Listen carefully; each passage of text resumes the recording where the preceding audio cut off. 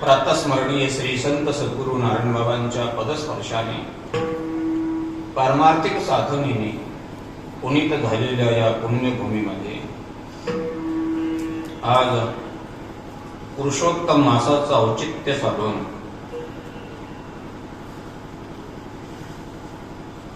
सद्गुरू नारायण बाबांचे एक परम भक्त अर्थात सेवक पवित्र गोदावरीच्या कुशीमध्ये बसलेल्या आणि श्री संत सद्गुरू नारायण बाबांची जी साधना भूमी होती आणि आहे अशा उमरा गावातील हरिभक्ती परायण मुरलीधरजी रावजी कोले तथा दत्तराव रावजी कोले यांच्या वतीने प्रातस्मरणीय श्री संत सद्गुरू नारायण बाबांच्या सेवेच्या संबंधाने पूर्व काळामध्ये आपल्या अंतःकरणातील इच्छा पूर्ततेच्या निमित्ताने जो संकल्प केला होता आणि तो संकल्प आज पूर्णत्वाला गेलेला आहे. प्रापंचिक जीवनामध्ये अनेक प्रकारच्या समस्या आणि प्रत्येकाच्या समोर येत असतात. ते कोणीही असतील तरी पण येत असतात आणि संसारी आणि पारमार्थिक मंडळी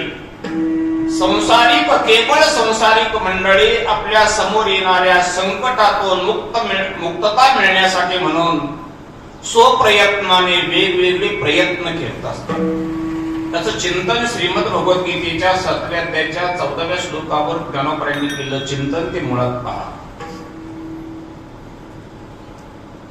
दैवी ईशा गुणमयी मम माया दुरत्यया मावे वै प्रपद्यन्ति मायामेतां तरन्ति एक स्वयं बुद्धीचा बाही रेगाली तयाची शुद्धीची नाही एक जाणीवेचा डोही गर्दीची गळली एकी तयाच्या सांगडी घेतल्या हाती तोंडी ते मधविनाचा तोंडी सगळीची गेली एकी वैशीची जाड बांधले भगवंताची काशी लागली ते विषय मधली सांगली सगळून या वृद्धाप्याच्या तरंगा.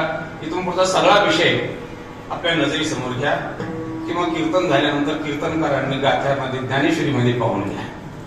कीर्तनकारांनी बोलतो, मृदंगवादकाने नाही. विषय असा आहे, केवळ प्रापंचिक मनुष्य आपल्या प्रपंचामध्ये येणारी संकट आणि कमी करण्यासाठी तो वेगवेगळ्या साधनांचा आश्रय घेत असतो.